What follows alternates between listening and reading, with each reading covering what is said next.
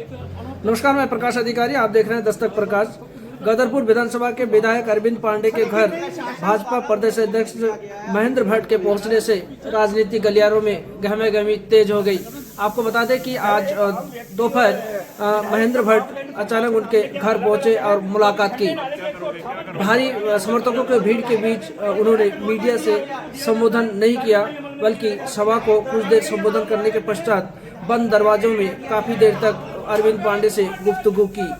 इस बाबत यहाँ पर कयास लगाए जा रहे हैं कि इनकी मान मनोबल या इस तरीके की कोई सामंजस्यता बैठाने की बात की जा रही है। हालांकि दरवाजे खुलने के पश्चात महेंद्र भट्ट ने मीडिया से मुखातिब होते हुए बचते हुए दिखे। आपको बता दें कि इस भारी समर्थकों के बीच में उन्होंने मीडिया से मुखातिब होना जरूरी नहीं समझा। सुखबुगाट यहाँ ये है कि यहाँ पर भाजपा की जो गुटबंदी है उसके चलते अरविंद पांडे की कद काफ़ी ऊंचा हो चुका है। आपको बता दें कि विगत कुछ दिनों पहले भी उनके घर पर बृहद एक सम्मेलन हुआ था, जहां पर भाजपा समर्थक हजारों के तादाद में पहुंचे थे। इसे देश के प्रधानमंत्री मोदी जी एक सामान्य कार्यकर्ता को राष्ट्रीय अध्यक्ष बनाते हैं, नितिन नवीन जी को, और खड़े होकर बोलते हैं कि यही हमारे बॉस हैं। तो ये प्रधानमंत्री का ये संदेश है ना, प्रत्येक कार्यकर्ता को इसको मानना चाहिए। हमारी पार्टी का संविधान यही है। महेंद्र भट्ट जी एक बहुत छोटे कार्यकर्ता हैं और उनको पार्टी ने प्रदेश अध्यक्ष बनाया, राज्यसभा सांसद बनाया। तो महेंद्र भट्ट जी इतने बड़े पद पे पहुंचने के बाद भी उनको अपना अतीत याद आता है कि मुझे अपने छोटे छोटे कार्यकर्ताओं को जोड़ के आगे लेके चलना है। उसी कड़ी में महेंद्र भट्ट जी हमारे मित्र भी हैं और प्रदेश के अध्यक्ष भी हैं। तो वो मुझसे मिलने आए, ये उनका बड़प्पन है। और सिर्फ एक ही बात कि पूरी पार्टी के सभी, अच्छा मुझसे मिलने कोई नया थोड़ी है, वो तो प्रदेश में जितने हमारी पार्टी के विधायक हैं, कार्यकर्ता हैं, सभी से मिलने जाते हैं, जाना चाहिए। तो उसी कड़ी में हमसे मिलने आ गए और एक ही विषय है कि इससे प्रदेश को बहुत आगे लेके जाना है। और वो जब ही हो पाएगा कि जब तीसरी बार सरकार भारतीय जनता पार्टी की प्रदेश में बने। तो हम सब लोगों ने मिलजुल के इसे प्रदेश में काम करना है और मोदी जी को, भारत माता को विश्व गुरु बनाने के लिए हम लोगों को मिलजुल के मोदी जी को मजबूत करना है, उनको प्रधानमंत्री बारंबार बनाना है ताकि हिंदुस्तान विश्व गुरु बन सके। इस कड़ी में 2027 में चुनाव जो होना है, भारतीय जनता पार्टी को पूर्ण बहुमत के साथ सरकार में हमको लाना है। ये हम लोगों की नैतिक जिम्मेवारी है।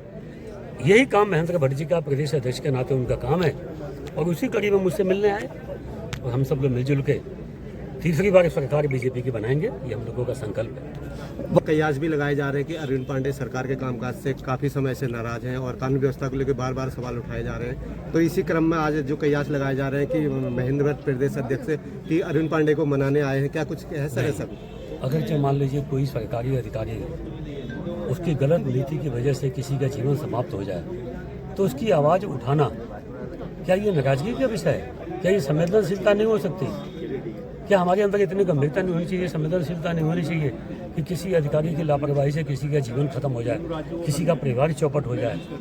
तो इसको बीजेपी के अंदर नाराजगी से क्यों लिया जाता है?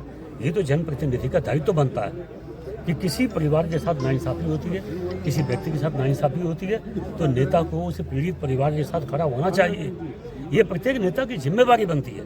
मैंने उसी दायित्व को निभाया और आगे भी किसी भी सरकारी अधिकारी कर्मचारी की वजह से किसी व्यक्ति का जीवन बर्बाद हो तो ये घटनाओं की पुनरावृत्ति तो हम नहीं होने देंगे किसी कीमत में भी।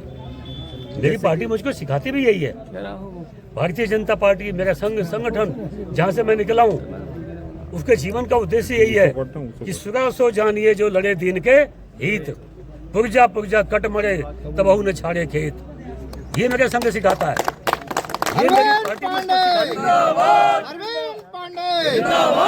ये हमारी पार्टी, मेरी पार्टी का संविधान ही यही है। तो आगे भी जो नेगेटिव टाइप के अधिकारी हैं सचेत रहें, किसी कीमत पर हम उनको ऐसी मनमानी, भारतीय जनता पार्टी की सरकार में तो कम से कम हम ऐसी मनमानी नहीं करने देंगे ताकि तुम्हारी गलत नीतियों की वजह से किसी का जीवन लीला समाप्त हो।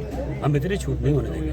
पूरा क्षेत्र में चर्चा का विषय बना है कि जब महेंद्र भट्ट स्वयं अरविंद पांडे जी के घर आए, कोई ना कोई खास होगा और मंत्री भी बन सकते इस बार, क्या कहने इस बार? देखिए, मैं मंत्रिमंडल की और मंत्री बनने की दौड़ में मैं नहीं हूँ।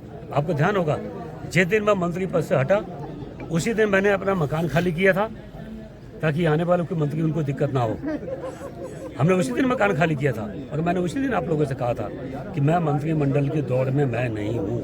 वो मेरी बात आज भी कायम है कि मैं मंत्रिमंडल की दौड़ में नहीं हूँ। जो मेरी पार्टी तय करेगी उसी का पालन करना मेरी जिम्मेवारी है, मैं उसी को मानूँ। 27 के चुनाव आ गए, कुल 5-6 महीना वैसा हुआ। इससे पहले जो एक अवार्ड में जो भाजपा के अपने लोग आरोप प्रत्यारोप लगा रहे हैं, इसको गुटबाजी को कैसे दूर होगा और कैसे इसको फिर दोबारा किला भेद करेंगे आप? देखिए, किला भेद करने के लिए कोई अलग से कुछ करने की आवश्यकता नहीं है।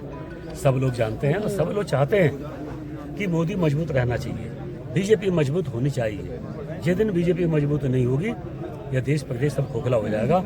जैसे आज़ादी के बाद कांग्रेस पार्टी ने कब्जा किया देश पे, सत्ता पे, देश को खोखला कर दिया। लेकिन देश की जनता जान चुकी है, नौजवान पीढ़ी जानते हैं कि मोदी का मजबूत होना देश के हित में बहुत आवश्यक है। बीजेपी का मजबूत होना देश के प्रदेश के हित में बहुत आवश्यक है। इस नाते सब लोग तीसरी बार सरकार बनाएंगे, हम लोग मिलजुल के बनाएंगे और जनता बीजेपी सरकार बनाएगी, हमें पूरा विश्वास है।